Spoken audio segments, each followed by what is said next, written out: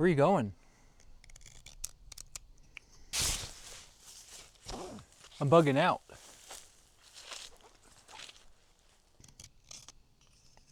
Why? What do you mean, why am I bugging out?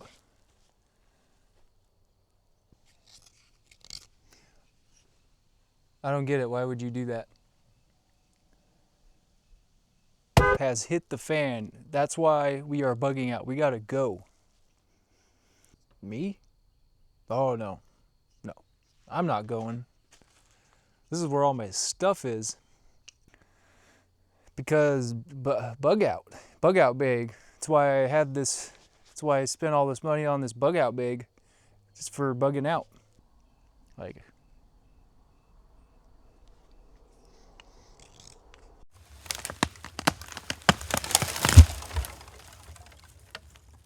alrighty, YouTubers. Today we're going to be talking about bug out bags and why you shouldn't spend any money putting together a dedicated bug out bag, and what kind of bag you should put together if you should be putting together any sort of bag at all. This is Timberfall Craft and I am Jake, and let's get right into it. So today we're going to be talking about bug out bags, or the lack thereof, depending on how you look at it. So as you can see, I have a bag right here, and everybody's bag is going to be suited to their needs.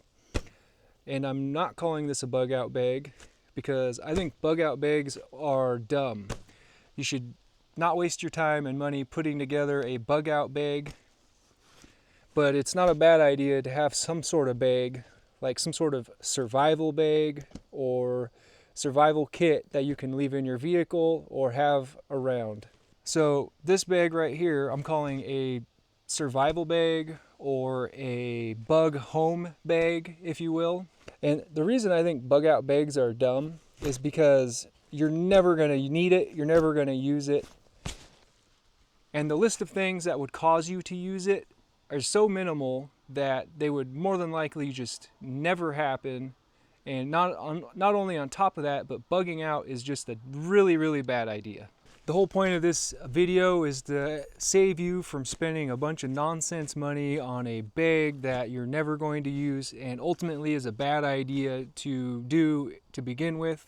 This is a bag that you can either use to survive with if you are stranded out somewhere, or a bag that you can use to get back to your house if something bad were to happen while you were out and about.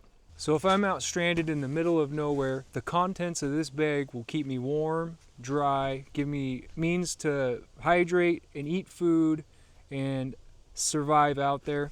And if something were to happen while I was out and about, some sort of serious event happened and my car was disabled and things were out of control, I could use the contents of this bag to get me back to my house. This is all relative to your environment. Where I live, even if I'm in the city, there are enough parks and woodland areas that I could make it all the way back here and pretty much hit very little urban environments. So this bag right here only weighs about 14 pounds. And everything I have put in this bag is a multi-use item. Not everything, but most of the things in this bag have multifunctional. They're like multi-tools. They all serve more than one purpose, and doing that, I get a lot more function out of each tool, and it cuts down the weight and size of everything that I'm carrying. So we're going to crack this thing open and go through the contents of my bag and the kit I have put together. So let's talk about it. This does not include any items for self-defense or anything like that. No pew-pews. And you also have to take in consideration what you carry on you every day anyways, because whatever you carry on you every single day will be on you if something does happen that will just add to your loadout. So let's go ahead and break this thing open. And we will start with the exterior. On the bottom of the bag, I have a sleeping mat tied onto the bottom. It's not adding any weight, not very much weight, and it's not taking any room inside of my bag because I have it lashed on the outside. So if for some reason I need to spend the night somewhere, I at least have a sleeping mat. I have a Bahco Laplander, a wood saw, and a small knife. This one was made by a friend on Instagram, VPL Knife Company. It's a Kephart style knife, and it's really good wood crafting blade. Very multi-functional blade for lots of different things this is good for. So we've got the smaller knife and a Bahco. And I'll talk about why I chose the Bahco Laplander and not a silky saw. The silky saws, if pressure is put on them, they will tend to snap and break. And that would be very bad in a survival situation where processing firewood means life or death, or is, crucial to your survival. As to where if you're sawing with the silky, let's say, and you're putting a lot of force on it, you're really pushing hard. I know you're not push cutting, but you're gonna be pulling hard and pushing hard. And if that log happens to pinch, it gets pinched up somehow, and you push, and that blade gets pinched, it has the potential to snap. And if you snap your saw blade, then you're screwed. You're out of luck. As to where this Bahco blade here will just bend. This will not snap, and you will just be stuck with a bent blade that you could potentially straighten back out and continue to use. And that would just be better to have a blade bend on you than just to completely snap and fail on you. And so that's why I chose the Bahco blade in my survival bag. And also, you might not ever need to do it, but the regular silky saw isn't designed to cut through bone, as to where the Bahco will cut through bone. I do know they have a silky variation now that can cut through bone. But that's the main reason why I picked the Bahco for my survival bag. And in this external pouch here on the side, I have chosen the Pathfinder School nesting cup canteen set. Depending on what time of the year it is, I would probably change this up a little bit, but when it's easy to make fires, I would definitely choose this just because of how lightweight it is. And this is kind of another one of those multifunctional things. Nests together really well in the system. I would keep my cup full of water, so you at least have that much water, and I pretty much always carry a separate water bottle with me everywhere, so I would at least have 2 bottles of water to carry. So you've got the cup, the Pathfinder School cup, and inside of that cup you have another cup that can be used for boiling water and making food. If you need to boil water or cook something, or boil water for a meal, if you have a freeze-dried meal or something. So the convenience of this is it all nests together. You can also boil water in this if you have to. I would also incorporate some coffee with my food bag. If I'm carrying food or whatever, I'm going to put instant coffee in there, because God forbid you are surviving somewhere and you have to spend the night and you have to wake up without coffee. What I like about this little kit is it comes with a lid for the cup, which you usually don't see with these style of cups. Really like that feature. And then it comes with a twig stove. So it all nests together. You put the wood and sticks in the twig stove, put your cup on top, and it'll boil the water for making drinks, food, whatever it is that you need to do. It's just a nice way to contain and focus the heat from a fire onto whatever you're cooking. You could just use an open fire. I might change this out with a isobutane stove and a different cooking pot and stuff, but as it goes right now, this is what we're going with, and this is what we'll be using. So you got the twig stove, you got the cup, and the canteen, all nice together in a nice little package with the lid. I'll just put it in the pocket like that. Just set the lid in there sideways like that, and you've got a lot of items nested together into one, and that is the Pathfinder school. I don't know what they call this, but I'll try to link it down below with everything else if I can. All right, now moving to this side of the pack. For the water purification, I just threw a LifeStraw in here. Just a regular old LifeStraw by Vestergaard. Easy enough to use and carry, and I can just stick this in my water bottle or drink right out of the source with this thing. And I went with the Cold Steel shovel, Special Forces shovel.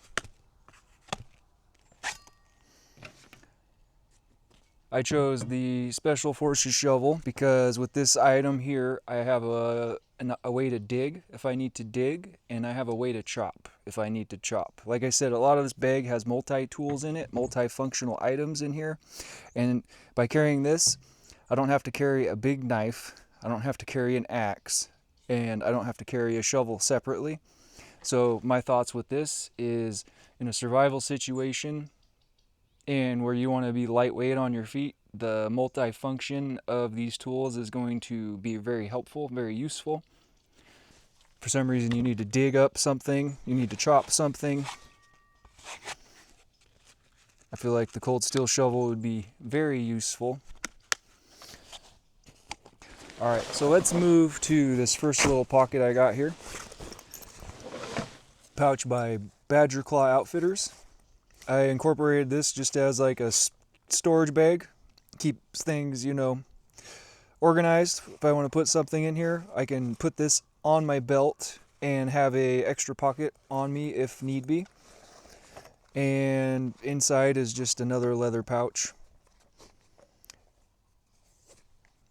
Maybe for gathering things, or if I need a table for any reason, I can spread this out and get a clean surface. Store things in this bag, So basically just some extra carrying apparatuses here. In here I have the Leatherman FreeP4. This would be my multi-tool of choice for this scenario. The pliers, the wire cutters, both blades, the wood saw, the awl file, all that stuff is going to be really useful in a survival situation. Mixed with urban environments, I believe a multi-tool such as this is inexpendable and very, very, very important. And I believe that's been proven time and time again by other people that have been in these situations. So that's the Leatherman FreeP4. So now we're going to the inside of the pack. Now for this pack,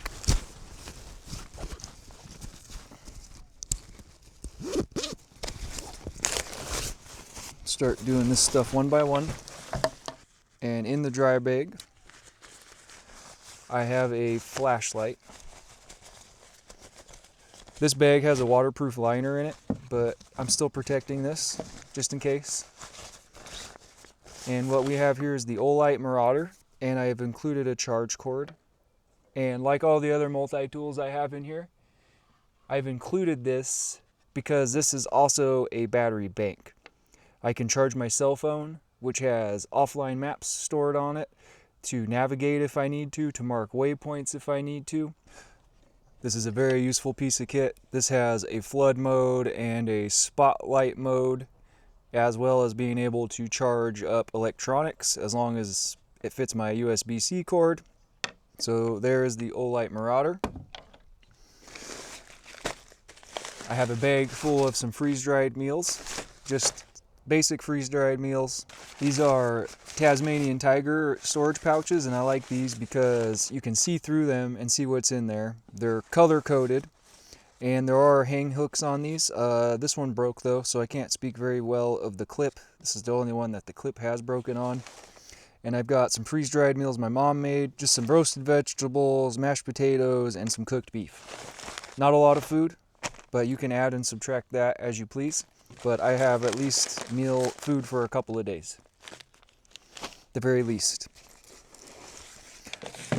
I have another bag by the same company, and in this bag we have bug spray, a lighter, a bunch of fire starting, different options for fire starting, the Work Sharp field sharpener, and the ExoTac Ripspool. And the Ripspool is a very cool piece of kit. So around this is fire cord on the Ripspool. It is wrapped with like a Gorilla Tape type tape, so you've got tape. You've got a thread and a needle for making repairs. This could be an improvised fishing device. You pull this off and your needle is right there. And on the inside of this, I have some fishing weights and a couple small hooks. So I could improvise some sort of mechanism to catch fish if needed to. And it doesn't take up really any extra space in my Ripspool here. And I'm able to make repairs on equipment if something happens to rip or tear. So if you notice that this is another multi-functional piece of kit, multi-tool. Moving on, this is a shmagi, I don't know how to pronounce it, but it's just a big old handkerchief. You can use this to filter out sediment. If you're filtering water and there's a bunch of gross stuff on it, you can run it through that. You can use it to keep you warm. You can put this in cold water and wrap your head to keep you cool. You can use it as a bandage. You can use it to keep the sun off of you. Really, the uses for one of these is just limited to your imagination.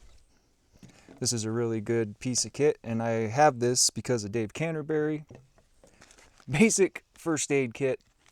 Nothing fancy here, just a boo-boo kit. You got Band-Aids, aspirin, any medicine that you may need, you should carry with you. And carry a couple days worth of supplies with you. For me, I have allergy medicine in here, just in case I have an allergic reaction. I have my inhaler in here because I was born with asthma. I very rarely need to use it, but just in case I do, it's in here.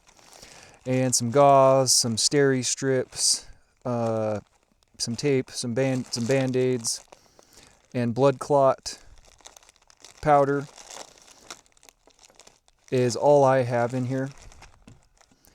You can put whatever you want in one of these. You could add a tourniquet if you're properly trained with a tourniquet and you feel that's necessary, of course.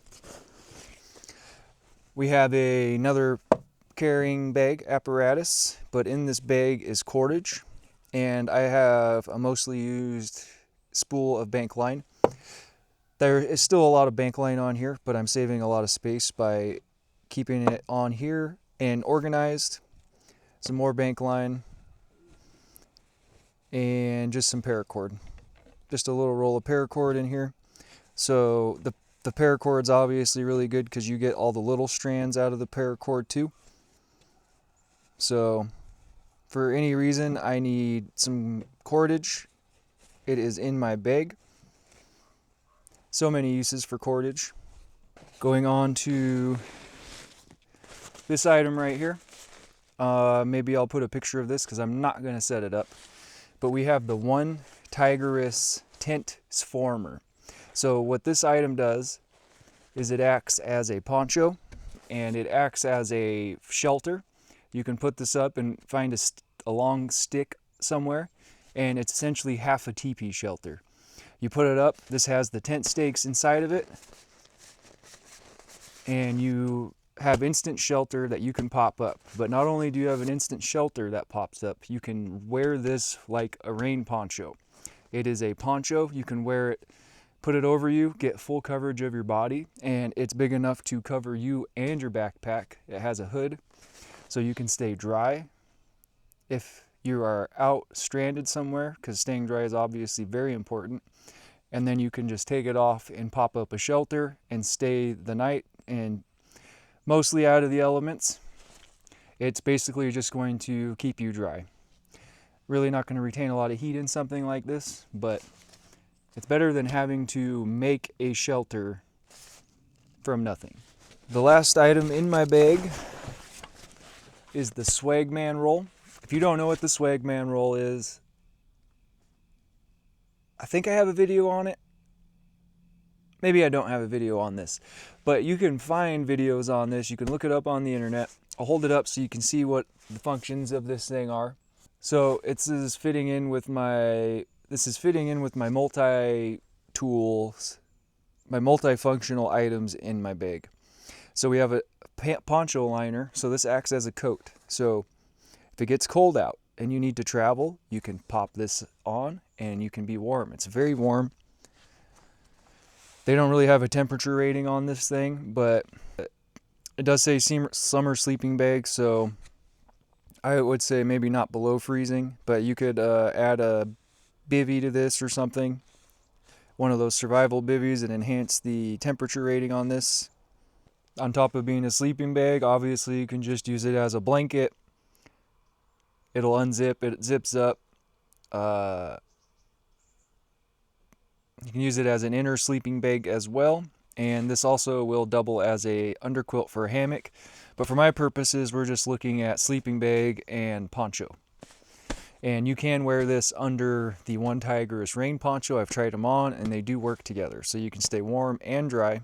So guys, these are the items that I have selected to go into my survival bag, bug home bag.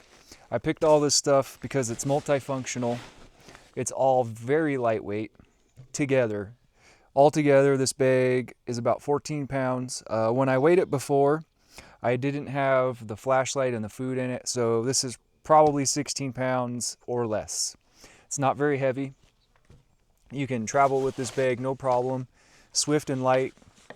You don't have to worry about being over encumbered. And a thing I would recommend doing is, for me personally, I go on a lot of hikes and I have dogs that I walk all the time. And if you're wanting to do a system like this, go on those walks with your gear on. Get accustomed to carrying this weight. Make sure that it works, that it fits, and that it's comfortable. Because you're going to find that maybe it's not very comfortable and something you have packed wrong is dig it into your back, or maybe the backpack you have isn't going to be good, not going to like it, doesn't fit your body. Maybe it's too heavy. Maybe you can be more accustomed to carrying a load. So what I like to do is on my hikes is I fill up the bag with stuff and I walk with it, and you can really get a feel for how all of that stuff is going to work together. So what I'm going to be doing is sometime here this fall, I'm going to do a minimal gear camp out with this bag and really test it out. I'm going to go camping somewhere and I'm just going to bring the stuff I have in this bag and spend the night somewhere. If you guys are wondering about this backpack, I don't think they make these anymore. This is the Why Not backpack, and I think it's called the Wildland Scout bag, and this is the Joe Robinette version of that bag. It has the Joe Robinette logo right here on this axe holder, tool holder slot. You can probably find these online somewhere if you are interested in this. There's no hip strap and there's no frame or anything. It's a very simple backpack. Any external accessories you have to attach yourself. This was a Why Not pouch.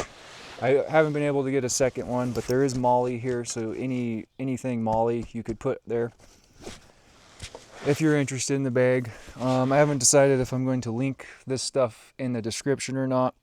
Some of this stuff can't be linked, so maybe I will, maybe I won't. So that's going to be my bag, and what I recommend to you is you do the same thing for you. Get a bag together, get used to carrying it around. You could, carry as much stuff as you wanted. It could be 30 pounds, 50 pounds. I personally want to go as minimal as possible in this kind of scenario. if my car gets broken into or something, I'm not losing as much stuff. It's a horrible thing to think about, but hopefully that doesn't happen. So let me know what you guys think about the items that I have selected for my bug home bag, survival bag. Did I miss something? What would you guys do different? Leave a comment down below, like and subscribe, and we'll see you guys on the next one. And hopefully soon we will be out there testing this kit out on a trip.